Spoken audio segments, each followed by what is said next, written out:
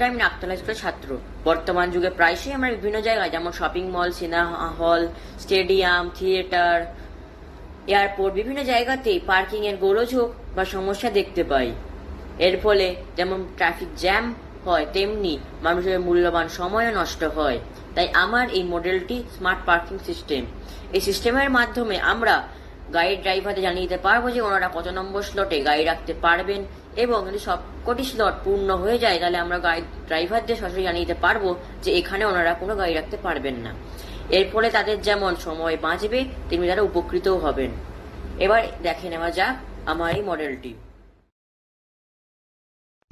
এটি হলো আমার মডেলটি। যখন কোনো গাড়ির লক গেটটির সামনে এসে দাঁড়ায়, তখন লক গেটটি খুলে যায়। গাড়িটি প্রবেশ করা মাত্রই লক গেটটি আবার পড়ে যায়। যদি গাড়িটি স্লট 1-এ গিয়ে পার্কড হয়, তাহলে এন্ট্রি গেটে থাকা এলসিডি স্ক্রিনে স্লট 1 ফিল বলে দেখায়। আবার দ্বিতীয় গাড়িটির ক্ষেত্রে একই রকমভাবে লক গেটটির সামনে উপস্থিত হওয়া মাত্রই গেটটি ওপেন হয় ও গাড়িটি যদি স্লট 2-তে গিয়ে পার্কড হয়, তবে স্লট 2 ফিল বলে দেখাবে। একই রকমভাবে পরপর চলতে থাকবে। 3 নম্বর 4 নম্বর গাড়ির ক্ষেত্রে ঠিক এই বিষয়টি প্রযোজ্য। যেমন 3 নম্বর 4 নম্বর গাড়িটি উপস্থিত হওয়া মাত্রই লক গেটটি খুলে যায় ও গাড়ি দুটি যেই স্থানে পার্কড হয় সেই স্থান দুটি সামনে থাকা এলসিডি স্ক্রিনে ফিল্ড বলে দেখায়।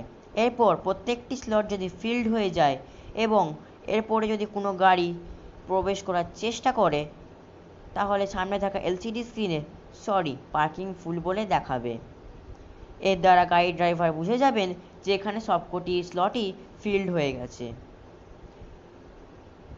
গাড়ি বেরোনোর ক্ষেত্রেও ঠিক একই প্রসেস।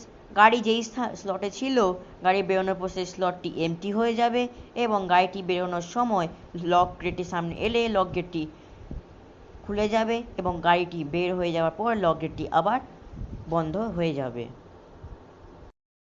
ভবিষ্যতে যদি এটি ব্যবহার করা হয়, তো পার্কিংয়ের ক্ষেত্রে কোনো ঝঞ্ঝাট থাকবে না ও এর দ্বারা প্রত্যেকেই উপকৃত হবেন বলে আমার মনে হয়। Thank you.